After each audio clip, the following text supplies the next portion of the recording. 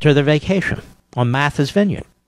Turns out that despite the nationalization of our suburbs and the effort to redistribute human beings based on their race, their skin pigmentation, Obama likes to play with white people. He likes to vacation with white... Hey, let's just call it what it is. He likes to vacation with white people, whether it's off the Massachusetts coast at Martha's Vineyard or Palm Springs or whatever. Anthony Kennedy, the pseudo-intellectual on the Supreme Court, he might call this unconscious discrimination. It's unconscious because you don't know what's happening, but Anthony knows when it's happening. So Obama must have in his own DNA this problem he talks about, this racism DNA. Gives great speeches, doesn't he? About race. Great policies, right? Trying to move people around based on their skin pigmentation. But when it comes to vacation time, man, he is going where the whites go. And the richer the whites, the better. Right? Right. Again, I have to talk about something that's distasteful, but the liberals make us discuss it. So here's Obama today, as yesterday, comparing Republicans to Islamo-Nazi genocidal mass murderers in Iran. Go. In your speech at American University, you made a comparison. You said that Iran's hardliners were making common cause with Republicans. It's come under a lot of criticism. Mitch McConnell says even Democrats who oppose the deal should be insulted. What I said is absolutely true factually. The truth of the matter is, inside of Iran, the people most opposed to the deal are the Revolutionary Guard, the Quds Force, hardliners who are implacably opposed to... Now let's stop for a second. I would say the people who are trying to topple this regime, who believe in liberty and democracy and human rights, they're probably against this too. So maybe Obama is calling them hardliners. Do you know why they're against this too, ladies and gentlemen?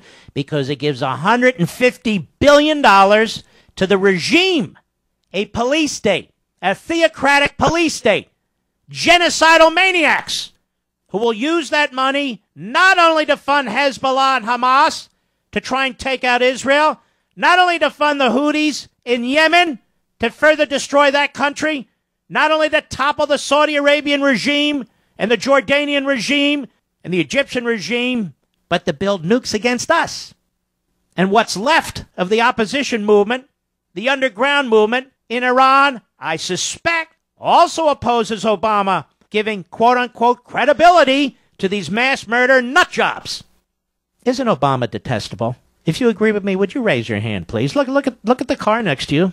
Look across the dinner table. Go ahead, raise your hand. Go ahead, do it. I just raised mine. I raised both hands and my feet. Go ahead. With the international community. The reason that Mitch McConnell and the rest of the folks in his caucus who opposed this jumped out and opposed it before they even read it. All right, let's stop right there. This is fascinating. Before they read what? You got side agreements you're not even allowing them to read. This guy is pathetic. Hey, Obama, what about those side agreements? Can we read those? No. Then we haven't been able to read it, now have we? Now, keep something else in mind.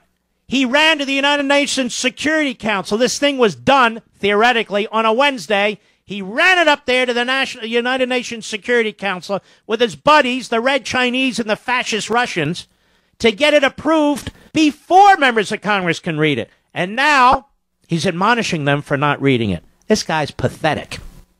He's pathetic. So the Republicans are hardliners, like the Islamo-Nazis in Iran. So what are the Democrats? Those Democrats who have announced their opposition to this, including Chuck Schumer. Chuck Schumer, your pressure worked, America. Including Chuck Schumer, who now says he's going to vote against it. Is he an Islamo-Nazi hardliner too?